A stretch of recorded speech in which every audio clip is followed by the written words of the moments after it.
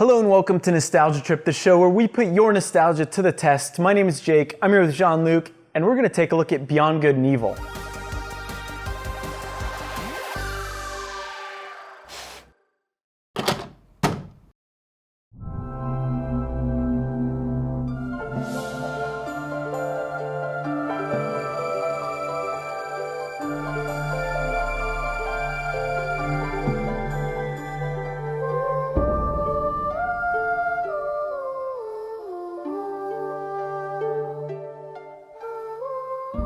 In 2003, Ubisoft released one of its most beloved action-adventure games, Beyond Good and Evil.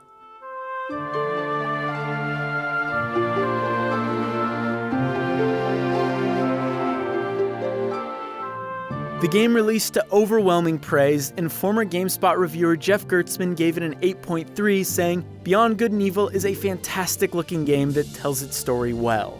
Despite its positive reception, the game underperformed commercially. It did get a bit of a resurgence when the HD remaster released in 2011. Poor sales aside, Beyond Good and Evil has established itself as a cult classic with a passionate fan base.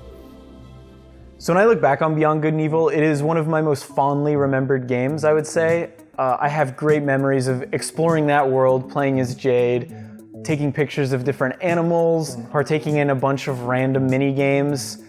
And I haven't really played much of it since then. I recently started playing it again for this episode. And for the most part, I was still having fun, but you had never played it. So you didn't have those previous memories. You don't have the nostalgia to sort of back this up. So I was curious, what do you think of Beyond Good and Evil based on what, the weekend you played it? Yeah, it's tight. I like it. It's a game that I immediately got the sense of like why people have well, this game is a cult classic.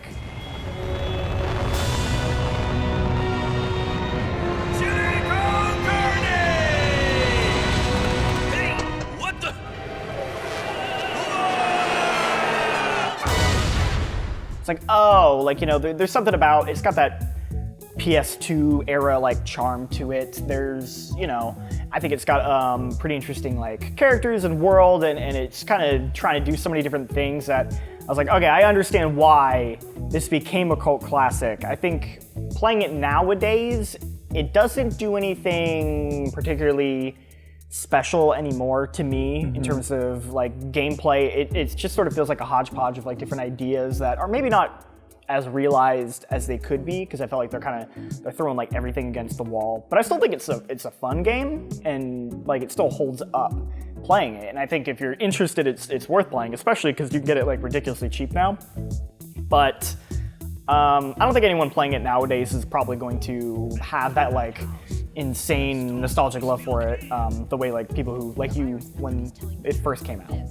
Yeah, going back and playing it, like, I definitely see what you're saying. I mean, it has an open world, but it's very small, and there's not really a lot in there apart from mini games, which, as you said, are all kind of half-baked.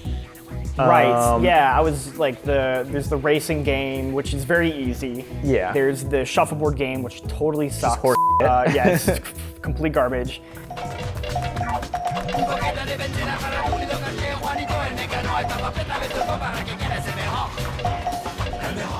There are those. The what's it called? Where he moves the coconuts around, and you have to guess what's underneath. Oh yeah, what's that called? It's like not really a creative mini game, but no, yeah, like they're really trying just to throw everything at you, and it's like they're not. Again, nothing's bad in the game, but it's just like I'm not like, oh, I love the racing. Like it's hard for me to pinpoint a thing about this game that I love, where it's like, the stealth, it's fine. The combat's pretty easy. Like I'd say the thing that I'm probably like gravitating the most is just the kind of the world they built. You know, this like kind of like future sci-fi, like they talk about other planets and like galaxies. It's very much like, oh, like there's this whole other universe that you can like explore, but then it's very much self-contained to this small like town almost, where you got these anthropomorphic like animals. It's a really interesting universe they've set up. It's interesting because Michel Ancel, the creative director, he said in interviews that his original idea for this game was like a planet hopping adventure. But yeah, I think it's interesting because you can definitely see those pieces there, like especially when he references, or when the game references other colonies, other planets, other systems. On these screens, you can see the majority of our correspondents. They operate all over the universe from more than 13 different systems. Which I really like that sense of world building, and in a sense to kind of counter the poor, mediocre mini games. I think they do add a lot to the world of that game. Yeah, it feels like a very small story in a larger universe, which kind of leans into like the other thing I like about the game, which is sort of like Jade as a character. Yeah. She's just sort of like, she's like helping out these orphans like at a lighthouse, and she's kind of this small time person. And the main mechanic of the game is the camera. Is that like, they're not asking you like, oh Jade, you're so badass and you gotta like fight all the dudes. It's like, Jade, which you do though. You beat a lot of shit with your stick. You definitely do. But they're like, Jade, we need you to go take these photos, which I really like that as a setup. Especially like, there's the whole thing is you are co-opted into working with this like rebellion group to defeat this sort of like evil government that's kind of like tricking the population, and you're an undercover journalist. You have to find photos, and I think that as a setup is like really neat and interesting. Especially in 2003 when this game came out, that was kind of unheard of. And even today, I feel like there aren't many games that I can think of off the top of my head where your objective is sort of to gather, I don't want to say gather information because there's a lot of things where your objective is to gather information, but where you have a camera and you're supposed to film evidence, take pictures of evidence. The only thing that really comes to mind is, I would say, Outlast, which that is a key mechanic. But I think it's super interesting that in 2003, rather than making a game where you are, supposed to save someone, save the planet, like with guns, with a sword, whatever, your main tool is a camera. Well, that's why it reminds me of like a PS2 era game. When I think of that era, I think of like the variety of types of games people made, and just like it felt like kind of like big budget studios were maybe like a little more willing to experiment with like weird ideas. It reminds me of like Jak 2, like games like that where they're just like kind of being weird with it, and you got these like sort of open worlds like you said, but like they're not quite open worlds the way we think of like nowadays. They're like a little bit smaller, a little more self-contained. Like a hub. Kind of like a hub, yeah, exactly. Another 40 people were kidnapped last night. Yup, it's those dogs again. We're all in for it. This is a game that feels like it could have really expanded upon, like being longer, having like a longer development time. It's a relatively short game. Yeah. And it feels like it has a lot of ambition in the narrative and in like the setup for the world. We talked about how like it's kind of setting up this like massive galaxy, but it feels self-contained, and it seems like they wanted to do a lot more with it than they could have ended up doing. Like the story feels a bit rushed, where it immediately goes from, hey, I gotta take some pictures to like, and now the citizens, they're just revolting. I took a couple and they're just immediately revolting. It's all it took. It's all it took. Which is, I think, fine for like what the game's going for, but like I feel like nowadays you would like expect it to have more to it. You all right?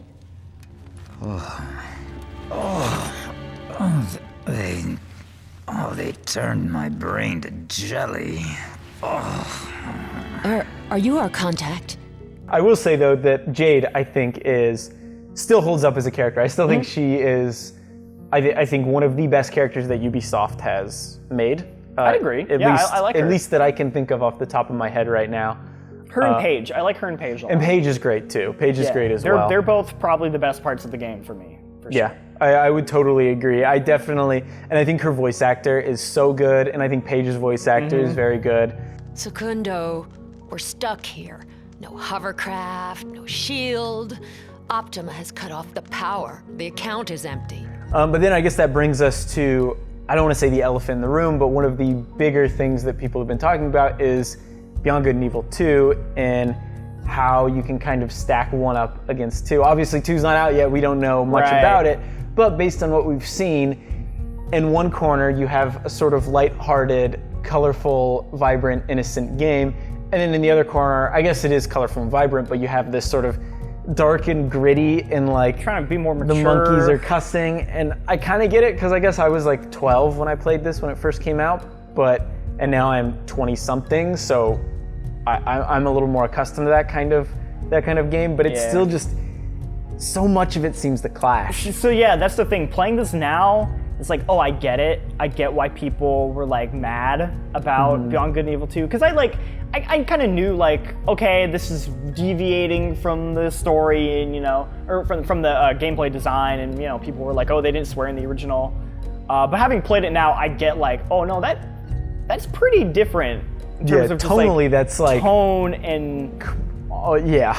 What they're pitching, even if it's interesting that like it seems like they're maybe trying to do what his original vision for the game was, but like they're not offering like we barely see anything about the game, but they haven't shown like there's stealth or you're taking pictures or like what the narrative's about. Like it feels like a very different game set in that universe, and it could be good, but it feels like it's going to be hard to get the people who love Beyond Good and Evil on board, because it feels like it's going to lack that stuff. Also, that whole Evil Jade thing that they had at the end of E3 this year, like, makes no sense. There was a lot now. of questions. They're like nothing. They were like, oh, it's going to be interesting. You're going to find out. And it's like, I don't want to find out. That doesn't make any sense. Right, and then they were saying it was a prequel, and now they're saying it's like a quasi-prequel I don't get it. sequel. That makes no sense to me.